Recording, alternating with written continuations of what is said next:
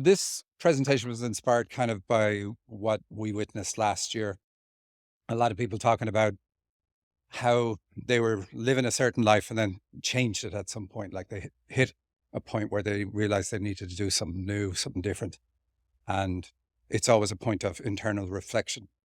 Um, if I knew I already had Mike's trust, I could have put a lot less work into this. But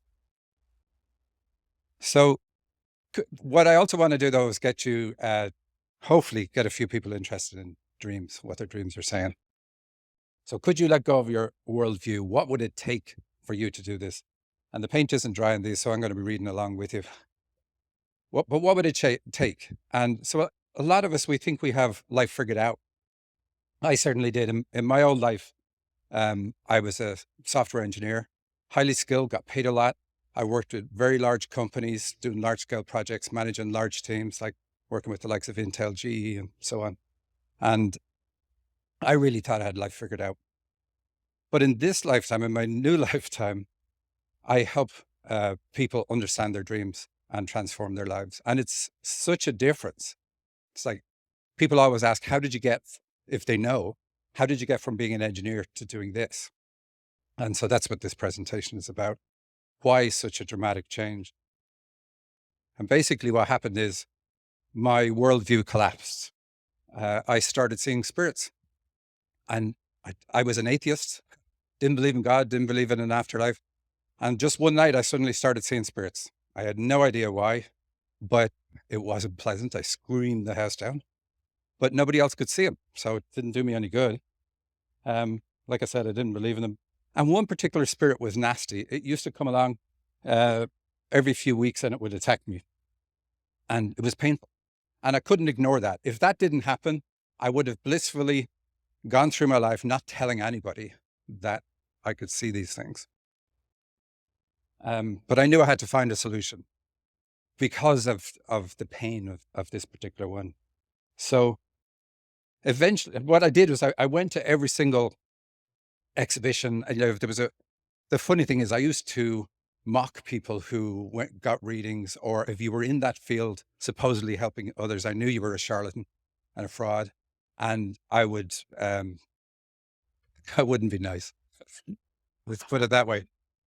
But I had to turn to these people to find out what the heck is going on here, because I just had no idea and I had no frame of reference. Because I wasn't into any of that, I'd never read any books about it, never watched anything about it. And eventually found this guy, and he said, oh yeah, I know how you can stop the pain from that spirit. And I'm like, I'm all ears, this is great. And he says, what you need to do is put a crucifix in front of each of your chakras. And I knew what the chakras were at this point. And I said, oh wait, stop, that's not going to work, because I don't believe in religion and all that stuff. And he says, oh, you were raised in Catholic Ireland. As a child, you were spoon-fed Catholicism, Christianity. He says, it'll work because of that.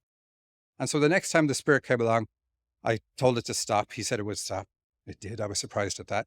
Then I imagined a crucifix in front of each chakra and behind each chakra. And then I said, okay. And then it started moving towards me. And normally it would get to about 3 feet from me. And it would be like it tasered me, like extremely painful. And then it would walk through me and be gone. But this time I didn't feel anything. There was no pain. I didn't wince in pain and close my eyes. So I was watching the spirit as it walked through me, and I could see all the different parts of it. And I was thinking, because I'd read a lot of books at this stage, that I always thought the people who wrote about these things were just making it up. And I never thought they're probably looking at them. They can probably do this and they can describe it. And I was thinking, I can do this. I can, even though I can't draw. In my mind, I was thinking I could draw this out. And, but that spirit never came back. Once it couldn't get me, it never came back. But it was interesting what worked. So then what am I left with? It's like, I want to answer the questions, who am I? And what am I meant to be doing? Why am I here? And I naively thought, because I'm now awake, the spirit world is going to say, oh, he's awake. Let's give him the information. But that isn't how it works. I was really confused for a long time. I tried, like I said, lots of courses, anything I could afford. I didn't have a lot of money at the time, but nothing was a home run. I was frustrated. I lacked clarity. I felt like I was on my own. You know, there was nobody around me was having these experiences. everybody that was doing other things had their own little like niche that they were in, but nobody knew what was happening to me. And I felt let down. And I wanted answers I could trust because I came from a scientific engineering kind of background. And so anything airy fairy wouldn't do for me. It was like, if you tell me something will work, it better be repeatable, it better be nailed to the floor. Um, and there was none of that.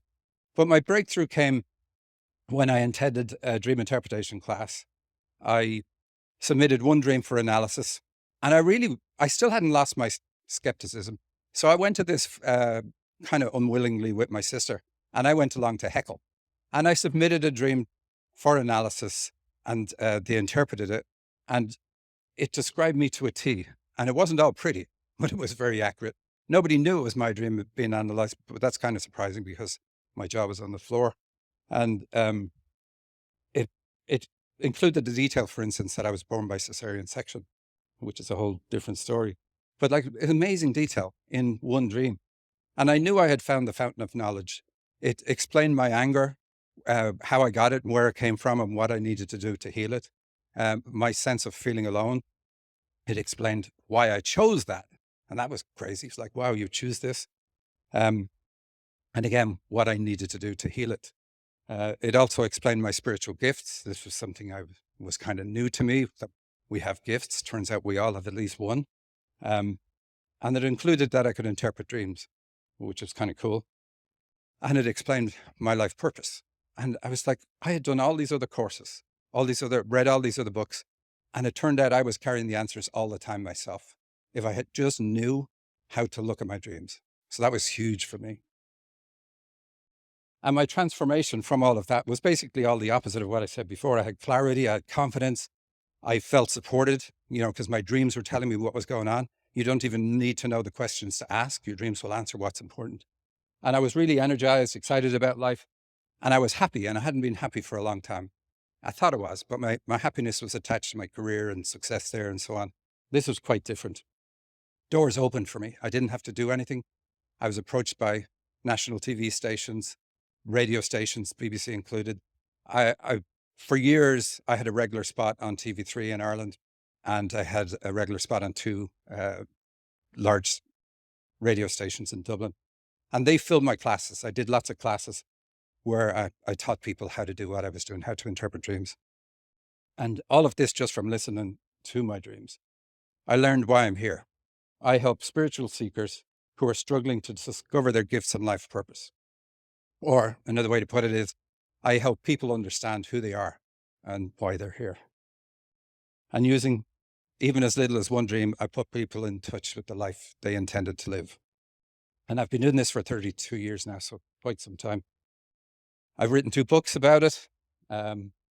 We host a radio show on KKNW in Seattle, Sandy and I, and we've been doing that for 8 years and still going strong. What I thought I would talk about here is what I've learned from doing this over 32 years, rather than show you how dream interpretation works and how my worldview changed. So I knew it was wrong. Clearly, if I'm looking at spirits and I'm an atheist, obviously they don't fit together. So what else was I wrong about? And I was intrigued by that. And by analyzing so many dreams, thousands and thousands and thousands of dreams over a lot of years, what I've learned is that we are spirits on a healing journey. And our mission is to get closer to God or source or the divine, whatever terminology you want to use. And we come here to heal by rebalancing masculine and feminine energy. And that's really what I'm going to talk about, the masculine and feminine energy.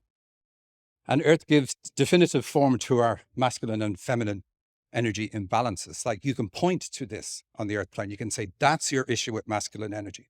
And that's what dreams do. And they say, this is the obstacle you need to overcome. Indeed, the obstacles, there are certain obstacles in our life that we must overcome because they're the essential catalyst for our growth. And most people look at their obstacles and say, I would be this only for this problem. But really, your life purpose is learning how to manage and overcome that problem, how to grow so that that is no longer a problem. And Earth basically is a rehabilitation center to help us purge darkness, which is like fear, negativity, resentment, hatred, envy, addictions, doubt, guilt, etc. Sandy wanted me to take that line off. And masculine and feminine energy is the focus of almost every single dream.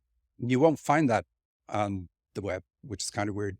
There's a lot of crap about dreams on the web. You are a fusion of masculine and feminine. And that's understood in other cultures for thousands of years. But this is what dreams are telling us. So a little bit about masculine and feminine energy. They're different aspects of the one energy.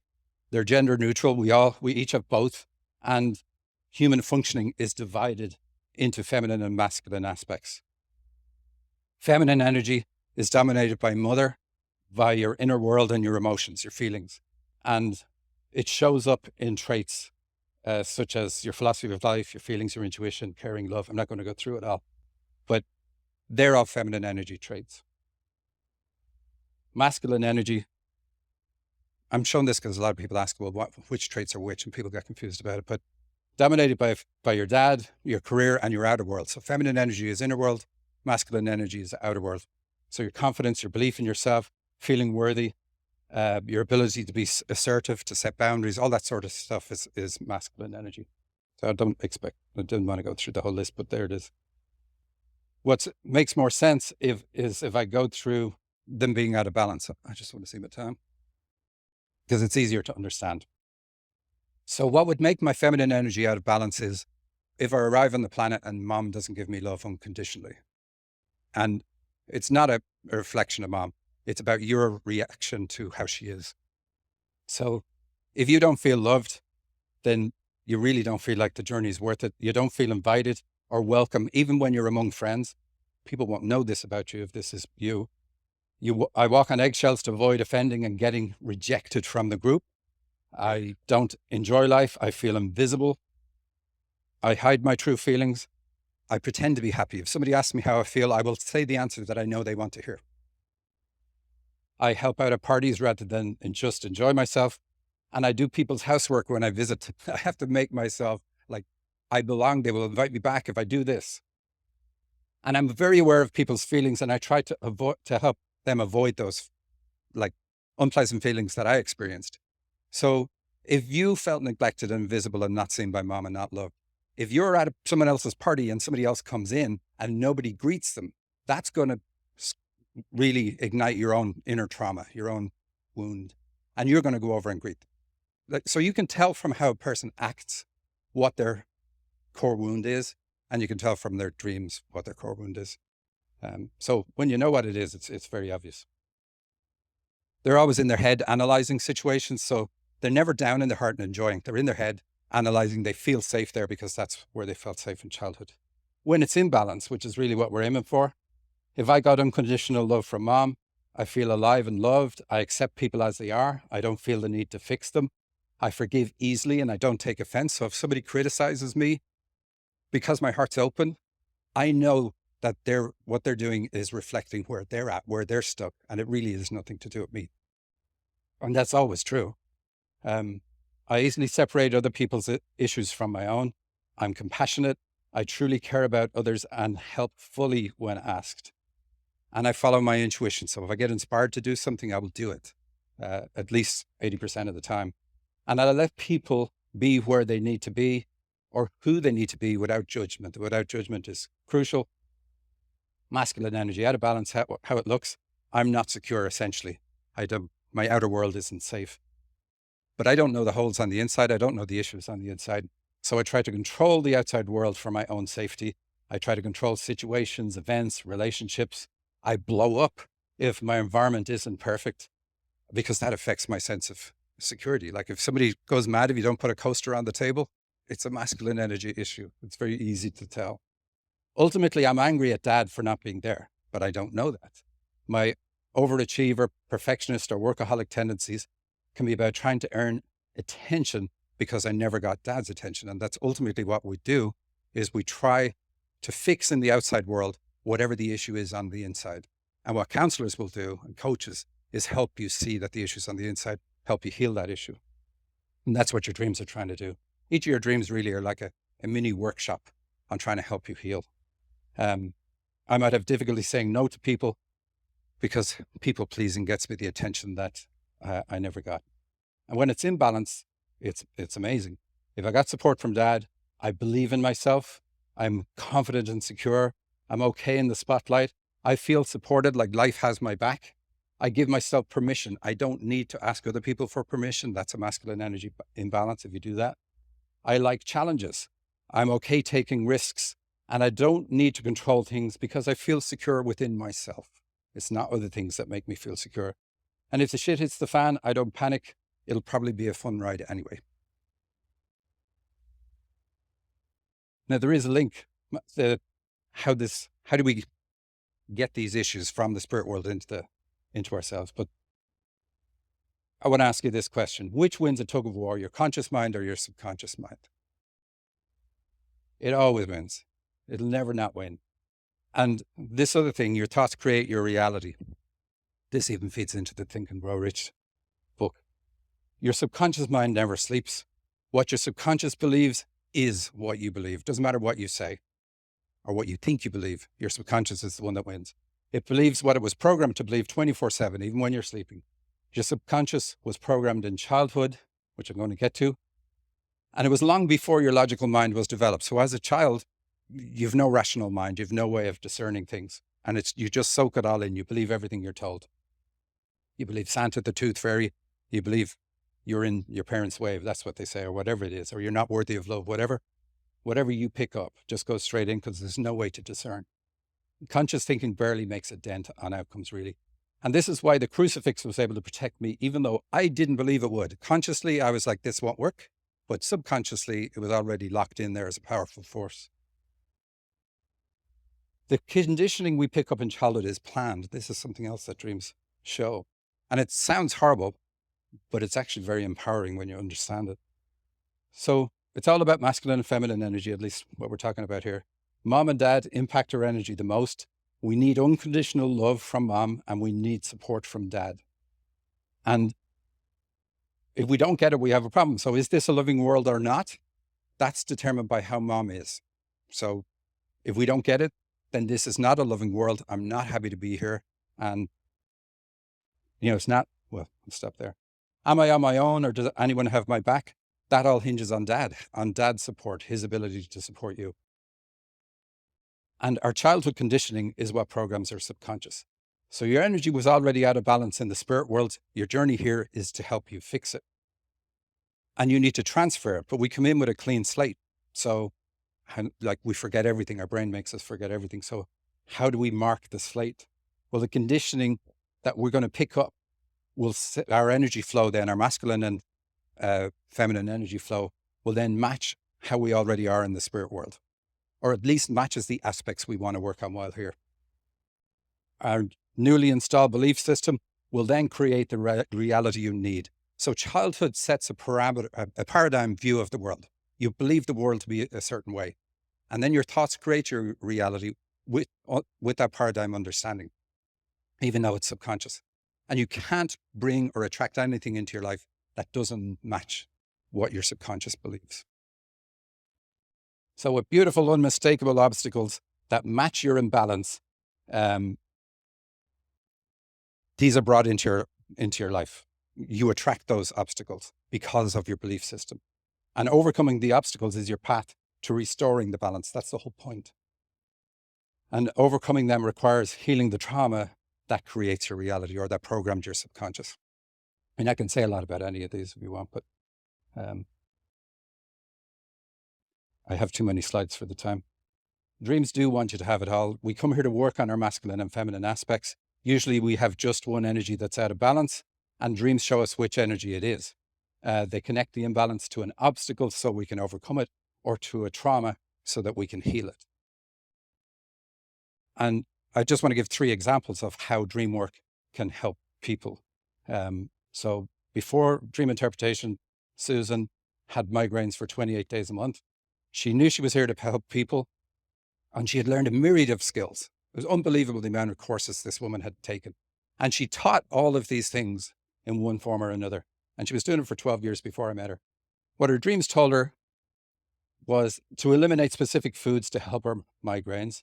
And by learning too many skills, she had spread herself too thin. Now, this was hard for her because she's like, her dreams told her to drop some of these skills, stop using them, and use a subset. And part of her life purpose was to learn how to support herself with just a subset of 4 skills that she had. And she thought, I can't survive with all the courses I'm doing. How can I survive with a lot less? And all her dreams were telling her how to do that. And they also told her to quit her 9-to-5 job. And she had tenure in a university. And so in America, that's crazy. Seems like suicide. But she did it. And her migraines diminished over time to just 1.5 days per month. She still has them. And she successfully supports herself, working full-time in her own practice as master of her own gifts. Eugene helped her. And she makes multiple times what she used to make in the university. Holly, she got no joy out of life. Life is like a labor camp. That would be how she would describe it. Like life is like a labor camp. She was in a joyless, sexless relationship for 5 years. She gave me permission to say this. And she felt lost, totally lost. And her dreams told her that she was sexually abused at age 7. She didn't believe it for a long time. And she was to end the relationship that she was in and to heal her childhood trauma. And then she was also told to change her career and to switch to contract-based and give herself breaks between contracts. The results, she met the love of her life and got married. This is her at the wedding. See who's officiating the wedding.